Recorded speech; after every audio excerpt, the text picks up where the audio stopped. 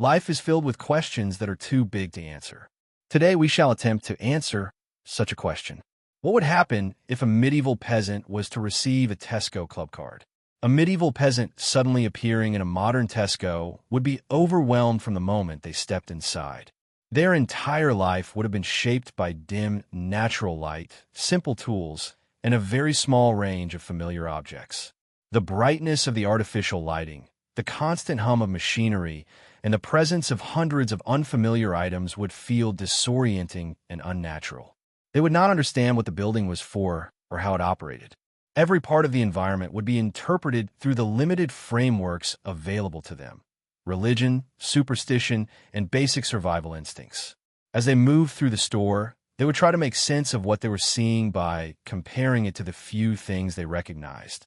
They would not understand packaging, branding, refrigeration, or the idea of food being stored in sealed containers.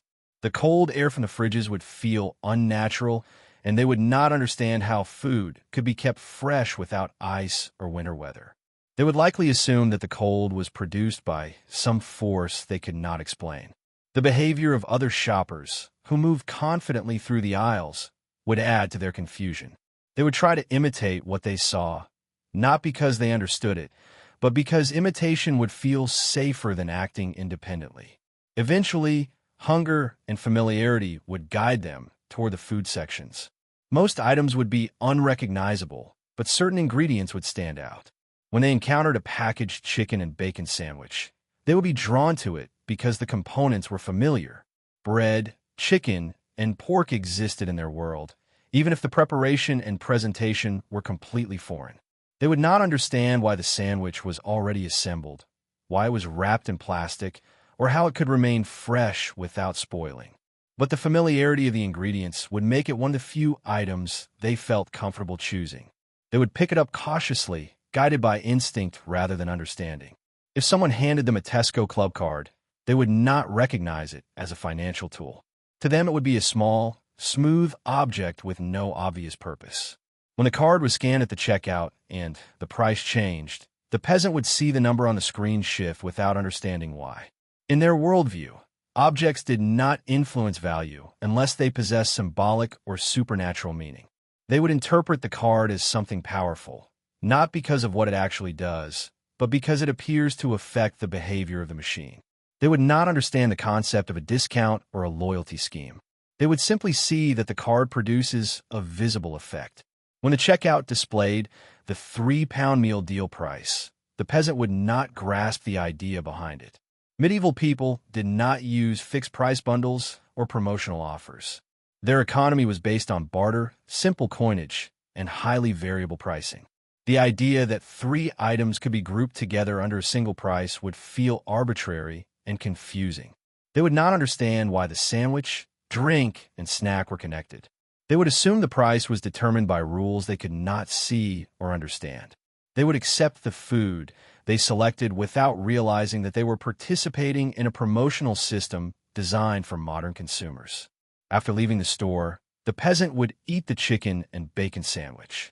The experience would be unlike anything they had ever tasted. Medieval bread was coarse and dense, often containing fragments of grain husk. Meat was inconsistent in quality, heavily salted, or boiled until tough. The smooth texture of the bread, the balanced seasoning, and the uniform slices of chicken and bacon would be surprising. They would not understand how such food was produced, preserved, or assembled, but they would enjoy it thoroughly. The taste would feel almost unreal to them because it would be so far removed from the flavors of their daily life. They would not know how to describe it to others because they lacked the vocabulary to explain processed or prepared foods. If the peasant returned to their own time with the club card and any remaining items, the reaction of their community would depend on local beliefs and authority structures. Medieval villages were small, tightly controlled, and deeply influenced by the church.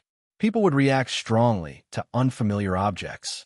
The club card would be interpreted symbolically because it had no practical function in their world. Some villagers might see it as a charm or relic. Others might view it with suspicion. The story of the sandwich, its taste, and the place it came from would spread quickly. People would try to fit the experience into their existing worldview, which relied heavily on religion, superstition, and the authority of the local lord or priest. The peasant might gain temporary status because they possessed objects and experiences no one else understood. But they might also face accusations of sorcery or deception if the local authorities interpreted the items as dangerous or unholy. The long-term impact would depend entirely on how the community chose to interpret the event. The club card would eventually become a meaningless object, but the story surrounding it could persist as a small local legend or cautionary tale. Overall, the trip to Tesco would fundamentally alter the peasant's understanding of the world. The club card would become a symbol rather than a tool. The meal deal would remain incomprehensible, and the chicken and bacon sandwich would be remembered as an unusually pleasant and inexplicable meal that they could never fully explain to anyone else.